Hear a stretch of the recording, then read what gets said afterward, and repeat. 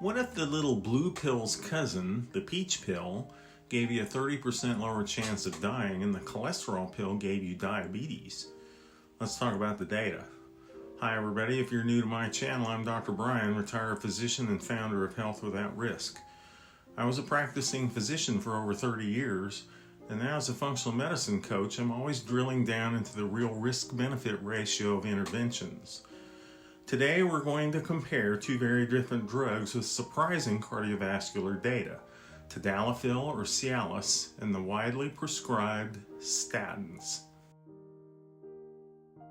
We just finished reviewing a major 2024 meta-analysis on over 1 million patients on the long-term effects of phosphodiesterase 5 inhibitors, the class of Cialis and Viagra, and the numbers are pretty interesting. In a high-risk male population, the PDE5I class was associated with a 22% relative risk reduction in major adverse cardiovascular events. That means fewer heart attacks and stroke. But here's the most interesting finding. They were also associated with a 30% relative risk reduction in all-cause mortality. It's a 30% lower chance of dying from any cause over the study period. Now, let's put that in perspective with the drug we always hear about, statins.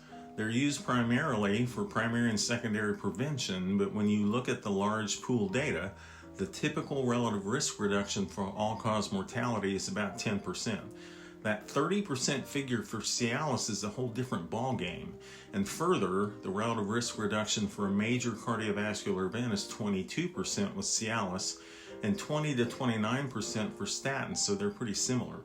The absolute risk reduction for major events with statins is less than 1%, and we can't comment on the absolute risk reduction for Cialis since it's not known from this meta-analysis. This is where the functional medicine philosophy comes in. We have to look at the side effect profile because long-term health depends on compliance and avoiding new disease problems. What do we see with low-dose daily Tadalafil? Mostly transient, short-lived effects, headaches, flushing, maybe some indigestion, and honestly, I've never had a patient complain about those side effects. The statin story is different. We have the well-known muscle pain or myalgia in about 10%, which can be debilitating and cause people to stop treatment. But the big concern, the one we need to address, is the metabolic cost. Multiple randomized trials and meta-analyses have shown that statin use can lead to an increased risk of new-onset type 2 diabetes. We are talking about raising the risk of developing a new chronic metabolic disease, the very thing we are avoiding when we are trying to prevent heart disease. This risk is particularly pronounced in those who are already pre-diabetic, insulin resistant, or metabolically fragile. Putting it all together, we have a drug, the Cialis class, that in high-risk men shows an impressive reduction in death rates, along with a relatively benign and well-tolerated side effect profile. Then we have the statins, which are the traditional go-to, but for a huge number of patients, their absolute risk reduction is marginal, and they come with a small but significant risk of metabolic disaster like new-onset diabetes. This brings us to our final critical question, and it's something you might want to share with your primary care doctor or your cardiologist.